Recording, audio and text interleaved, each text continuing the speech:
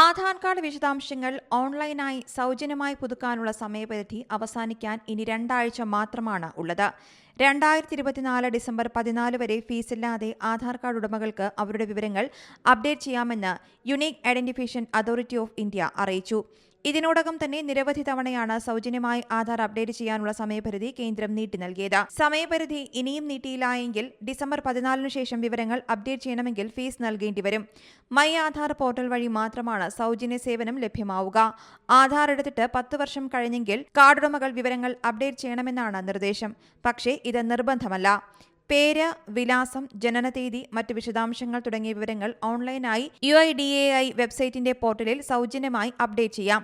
അതേസമയം photo, biometric, iris തുടങ്ങിയ വിവരങ്ങൾ അപ്ഡേറ്റ് ചെയ്യണമെങ്കിൽ അടുത്തുള്ള ആധാർ കേന്ദ്രങ്ങളിലേക്ക് പോകണം.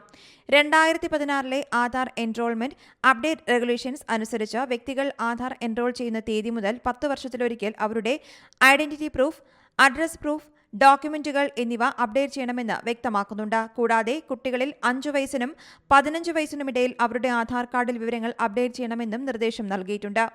10 വർഷം മുൻപ് ആധാർ കാർഡ് ലഭിച്ച അപ്ഡേറ്റുകളൊന്നും വരുത്താത്തവർ വിവരങ്ങൾ പരിഷ്കരിക്കാൻ തയ്യാറാകണമെന്നാണ് UIDAIയുടെ നിർദ്ദേശം. എന്നിരുന്നാലും ഈ അപ്ഡേറ്റുകൾ നടത്തേണ്ടത് നിർബന്ധമല്ലെന്നും UIDAI വ്യക്തമാക്കുന്നുണ്ട്. News desk Zee Malayalam news. ഏറ്റവും പുതിയ വാർത്തകളും വിശേഷങ്ങളും വിരൽത്തുമ്പിലറിയാൻ സീ മലയാളം ന്യൂസ് എല്ലാ ഡിജിറ്റൽ പ്ലാറ്റ്ഫോമുകളിലും ലഭ്യം.